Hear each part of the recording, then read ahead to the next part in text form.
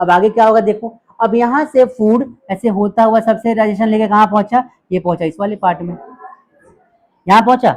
ये होता है स्मॉल इंटेस्टाइन। क्या होता है? Small intestine. क्या सबको समझ में आ रहा है कॉन्सेप्ट अच्छे से? बहुत बढ़िया। स्मॉल इंटेस्टाइन जो होता है ये मेन काम क्या करता है, तो ये करता है, मैं देखो समझाता हूँ यहाँ पे। स्मॉल इंटेस्टाइन, इसका मेन फंक्शन होता है क्या, तो अच्छे से लिखते हैं इसको।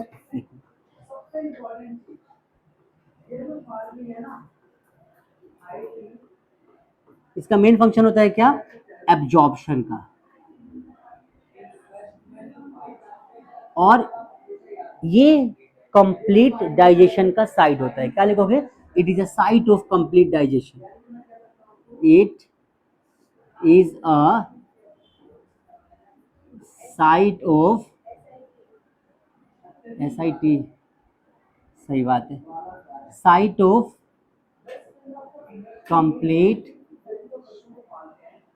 डाइजेशन। मतलब स्मॉल इंटेस्टाइन में हमारा फूड पूरा का पूरा क्या हो जाता है, डाइजेस्ट हो जाता है, और यहाँ पे ऑब्जॉर्प्शन होता है। कैसे? देखो इसके अंदर ऐसे ट्यूब होती है, ऐसा होता है स्मॉल इंटेस्टाइन हमारा। अब यहाँ पे ना ऐसे ऐसे बहुत सारी फिंगर लाइक स्ट्रक्चर होती है, या इसको प्रोजेक्शंस कहते हैं। क्या बोलते हैं? प्रोजेक्शन। मान लो ये स्मॉल इंटेस्टाइन है, और यहाँ से फूड ऐसे जाके इसमें से होता हुआ जा रहा है। तो जब फूड यहाँ से होता हुआ जाएगा ना, तो ये जो स्ट्रक्चर है इसको बोलते हैं क्या? विलाई। क्या बोलते हैं? विलाई। ये क्या काम करते हैं? इसमें से फूड जब जाएगा तो फूड में से ना यूजफुल न्यूट्रिएंट्स को अब्सॉर्ब कर लेते हैं, तो इसको बोलते हैं अब्जॉर्प्शन। आई बात समझ में? क्या काम करते हैं? अब्जॉर्प्शन का। क्लियर हो गया? अब यहाँ से फूड अब्सॉर्ब हो गया। अब उसके बाद अब्सॉर्ब्ड फूड जब आगे मूव करता है तो वो कहाँ जाएगा? अब्सॉर्ब हो जाने के बाद जो वेस्ट है वो जाता है कहाँ पे? इस वाले पार्ट में। इसको बोलते हैं लार्ज इंटेस्टाइन। Large intestine. आई बात समझ में? ये क्या काम करता है? तो ये वेस्ट को बॉडी से बाहर निकाल के कहाँ तक? रेक्टम तक पहुंचाता है। और ये क्या काम करता है? बेसिकली मूवमेंट में हेल्प करता है, मूवमेंट करता है और वाटर एब्जॉर्प्शन में हेल्प करता है।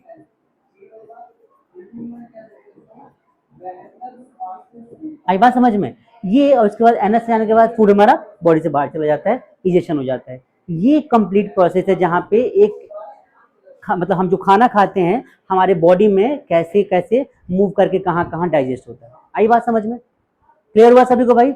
इन्हीं में से एग्जाम में तुम्हारे 3-3 नंबर के क्वेश्चन कई पूछे जाते हैं कि कहाँ पे कौन सा प्रोसेस होता है, कैसा होता है। आई होप आपको समझ में आ गया होगा तरीके से। विलाई क्या होता है, तो विलाई के बारे में कई बार एग्जाम में डेफिनेशन भी आ जाता है 1 नंबर में। What is villi? तो विलाई देखो क्या होता है, ये होता है फिंगर प्रोजेक्शंस होता है which increases the surface area। So guys ये पूरा कॉन्सेप्ट है विलाई का। एग्जाम में कई बार इसके ऊपर क्वेश्चंस बन जाते हैं। विलाई कैसे होते हैं? देखो फिंगर जैसे स्ट्रक्चर, ऐसे ये फिंगर लाइक स्ट्रक्चर से। बात समझ में आ रही है सबको? देखो ऐसे लगे ना फिंगर जैसे, तो ये फिंगर लाइक प्रोजेक्शंस है जिनसे होता हुआ हमारा फूड मूव करता है, तो उसमें से चीजों को ऑब्जॉर्ब कर लेते हैं, and this process is called absorption. अब समझो कि कहाँ पे कौन सा प्रोसेस हुआ है। देखो आ जाओ। तो सबसे पहले इंजेक्शन है, ये कहाँ पर होता है? ये हो जाता है, इसको माउथ नहीं कह सकते, मतलब हम खाना खाते हैं इंजेक्शन। तो फूड का इंटेक करना क्या हो गया? इंजेक्शन हो गया। खाना मुंह में गया, माउथ में गया, वहां से लेकर और स्मॉल इंटेस्टाइन तक जो पूरा प्रोसेस होता है उसको बोलते हैं डाइजेशन। क्योंकि अलग अलग पार्ट्स में अलग अलग टाइप के फूड क्या होते हैं? डाइजेस्ट हो रहे होते हैं, डाइजेशन हो गया। इसके बाद आता है अब्जॉर्प्शन। स्मॉल इंटेस्टाइन के अंदर क्या होता है? अब्जॉर्प्शन होता है।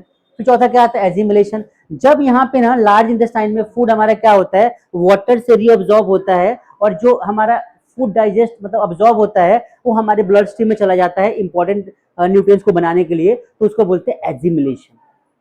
क्या बोलते हैं उसको? एजिमुलेशन। और एट लास्ट बॉडी से बाहर वेस्ट का निकलना इज कॉल्ड इजेशन। आई बात समझ में? क्लियर सभी को? तो आप इसे नोट करेंगे और ये टॉपिक क्लियर करेंगे आप।